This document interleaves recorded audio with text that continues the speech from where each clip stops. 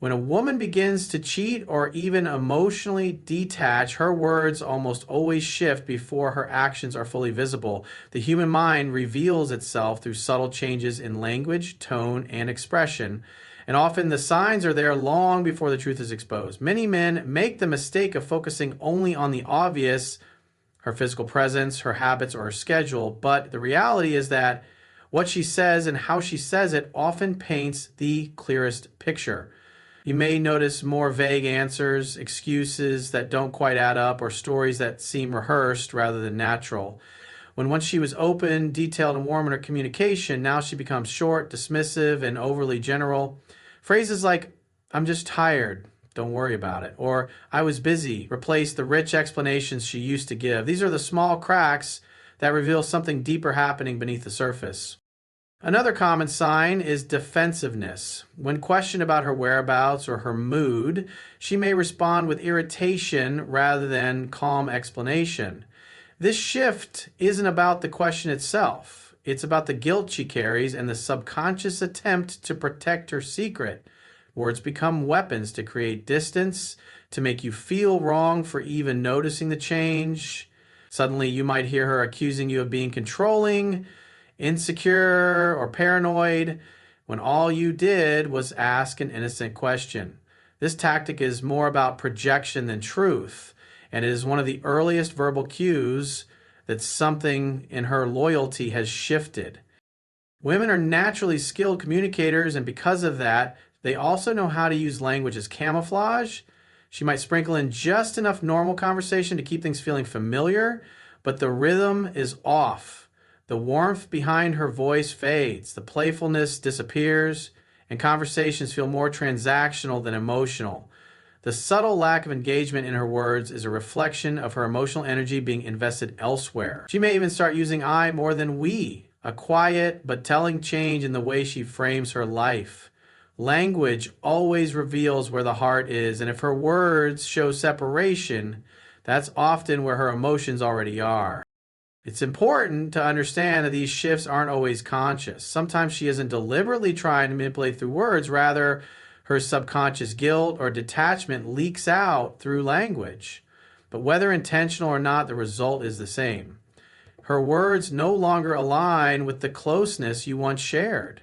The attentive man notices this not with paranoia, but with awareness. He listens carefully, not just to what she says, but to the tone, timing, and energy behind it. That awareness protects him from being blindsided later. And that's why the first place to notice the unraveling of loyalty isn't in her actions, but in the subtle shift of her words. When a woman cheats, the words she uses to explain herself often reveal more about her psychology than the act itself. Rarely will she outright admit to doing wrong. Instead, she cloaks her choices in justifications and rationalizations designed to protect her self-image. Human beings have an incredible ability to twist reality in a way that makes them feel less guilty, and women are no exception. She might say things like, "We just grew apart. I didn't feel appreciated," or "You weren't giving me what I needed." These statements serve a dual purpose. They ease the weight of her conscience while shifting the responsibility away from her own actions. By creating a narrative where she is the victim of circumstance rather than the cause of betrayal, she convinces herself that what she did was understandable, if not excusable. This is where psychology meets self-preservation. For many women, cheating is not about physical desire alone, but about emotional validation. If she felt ignored, unappreciated, or disconnected, she may convince herself that stepping outside the relationship was justified. Instead of admitting, "I made a selfish choice," she reframes it as, "I did this because I wasn't being fulfilled." The language becomes softer, almost sympathetic, as if the betrayal was not a matter of choice but of need. This allows her to live with herself while also creating a story that sounds convincing to others. Another common rationalization is the idea that it just happened. She may downplay the conscious steps that led to the affair, glossing over the flirting, the messages, the meetings, and instead presenting it as something spontaneous and uncontrollable. This language is powerful because it paints her as powerless against her emotions, as if she was swept away by forces outside her control. But the truth is, every affair is built on a series of small decisions. and the "it just happened" narrative is nothing more than a way to avoid accountability. These rationalizations often come with comparisons to the partner she betrayed. She may elevate the qualities of the other man while simultaneously highlighting her partner's flaws.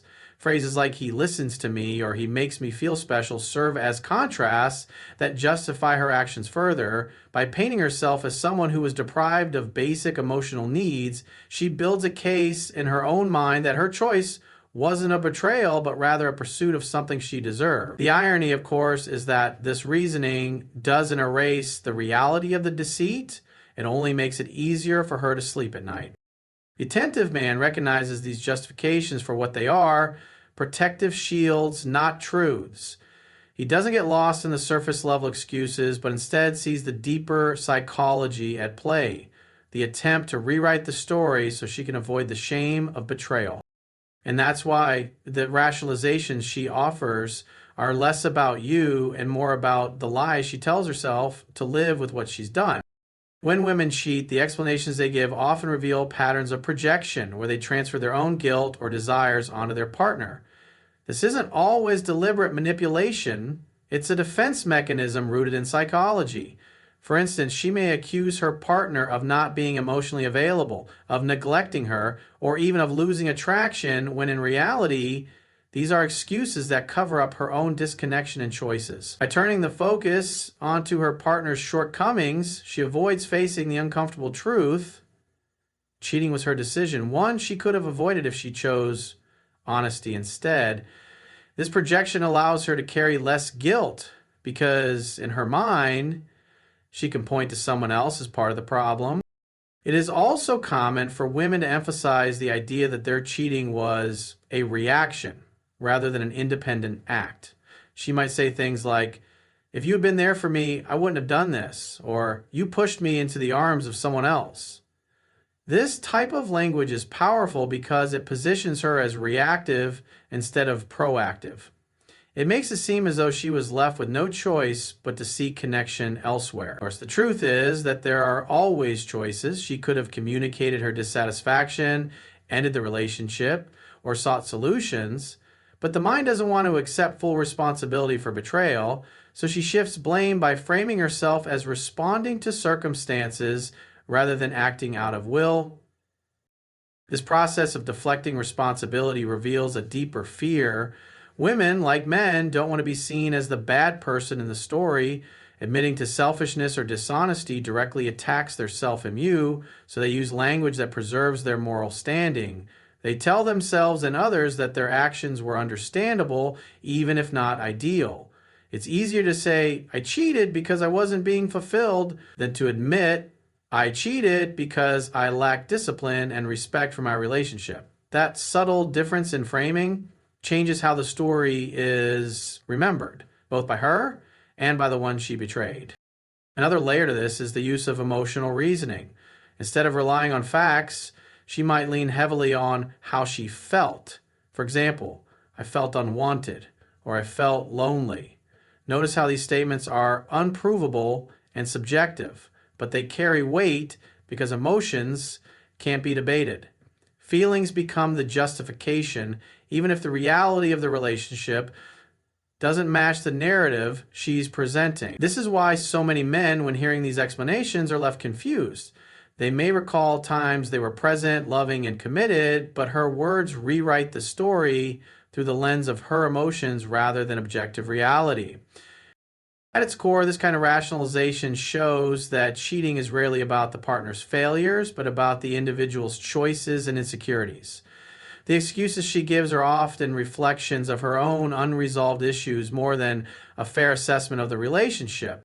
And that is why understanding the psychology behind her words is more important than the words themselves, because they reveal how she justifies actions she knows deep down were wrong. When women are caught cheating or decide to explain their actions, they often resort to a strategy of emotional redirection. Instead of owning the betrayal outright, they shift the conversation toward their pain, struggles, or unmet needs. This is a psychological tactic that does two things at once.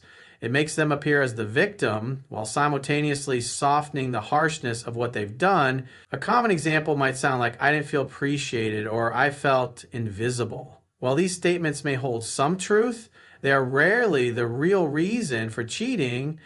They are emotional redirections meant to justify actions and avoid full accountability. The betrayal then becomes less about her dishonesty and more about how the partner supposedly failed her.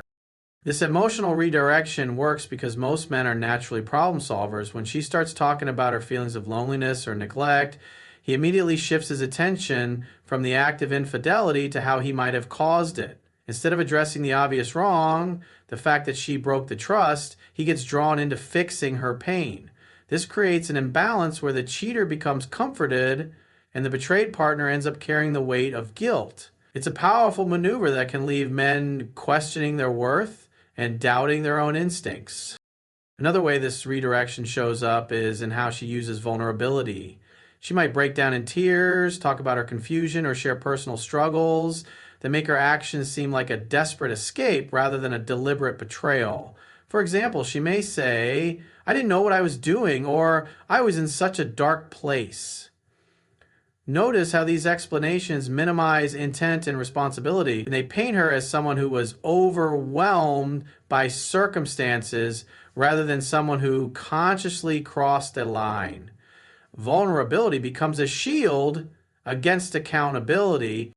What's interesting here is that this tactic isn't always malicious. Many times it is unconscious. People naturally want to protect their self-image, and by redirecting the conversation to emotions, they avoid facing the uncomfortable truth. They acted in a way that violated trust and respect. But for the one being cheated on, this emotional fog can be confusing. It blurs the lines between cause and effect, between reason and excuse. The deeper lesson here is that words can be deceptive when emotions are weaponized. Just because someone expresses pain or vulnerability doesn't erase the fact that they made a choice. Emotional explanations can coexist with betrayal, but they don't excuse it. Recognizing this distinction is crucial. Men who fail to see through this redirection often internalize blame that doesn't belong to them, and this weakens their confidence moving forward. Ultimately, the redirection of responsibility through emotional storytelling is a way of lessening guilt and shifting focus. But the truth remains unchanged. Cheating is a decision, and no amount of redirection can rewrite that fact. Another common thing women say when they cheat is some version of it just happened. On the surface, it sounds simple, almost innocent, as if the betrayal was some spontaneous event outside of conscious control. But when you look deeper, you realize this phrase is a psychological tool meant to minimize responsibility. Cheating never just happens. It requires decisions, choices, and actions at every stage. Texting back when she could have ignored, meeting up when she could have declined, crossing physical boundaries when she could have walked away. Saying it just happened conveniently erases all of that and reframes the betrayal as an accident rather than a deliberate series of choices. This phrase is powerful because it taps into our natural human tendency to excuse mistakes when we think they were accidental. If someone spills coffee on you, you might get annoyed, but you won't question their character. By framing infidelity as something that just happened, she tries to put it in the same category as if it were an uncontrollable mistake rather than a calculated betrayal. It softens the harsh reality and reduces the weight of judgment. For many men, hearing this makes them hesitate. Instead of focusing on the betrayal, they start thinking, maybe she didn't mean it, or maybe she got swept up in the moment. What's also hidden in this phrase is an underlying message. She doesn't want to admit the depth of her involvement. She doesn't want to confess that she enjoyed the excitement, that she fed into the attention, or that she rationalized it long before it actually happened. It just happened is a way of erasing all that context. It compresses days, weeks, or even months of poor choices into a single blurry moment, as if she simply tripped and fell into infidelity. Another psychological layer is how this phrase can provoke guilt in the betrayed partner. If it just happened, then maybe it wasn't entirely her fault. Maybe it was the environment, the circumstances, or even the lack of something at home. Suddenly the man finds himself wondering whether he could have prevented it, as if her choices weren't entirely hers to begin with. This again shifts responsibility away from her and leaves him holding the emotional weight. But the truth is, nothing just happens in matters of betrayal. Every affair, every act of cheating follows a path of choices. Recognizing this gives clarity. It helps men see that these phrases aren't truths, but strategies. Strategies meant to soften reality, protect her self-image, and manage how the betrayal is perceived. When you see through it just happened, you understand that this is not about fate or accident, but about accountability and choice. In the end, it just happened is less about describing what occurred and more about controlling the narrative. And when you recognize that, you begin to see the importance of holding on to truth instead of getting lost in excuses. Another phrase often used by women who cheat is, "I didn't mean to hurt you." At first glance, it sounds like an apology, a soft attempt at showing empathy, but when you unpack it, the words reveal more about self-preservation than genuine remorse. This statement is carefully crafted to shift focus away from the act of betrayal and place it instead on the emotional aftermath. By saying she didn't mean to hurt you, she tries to separate her choices from their consequences, as if the two could exist apart. But the reality is that cheating is not an accident. It is a series of decisions that inevitably lead to pain.